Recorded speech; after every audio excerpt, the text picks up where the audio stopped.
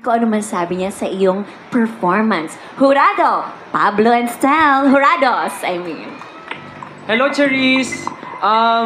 Unang-una muna, congratulations na nakaabot ka dito. Thank you po. And salamat din sa talentong pinakita mo today. Kami ni Pablo, bihira kami makanood talaga ng mga ganitong klaseng performances sa isang competition.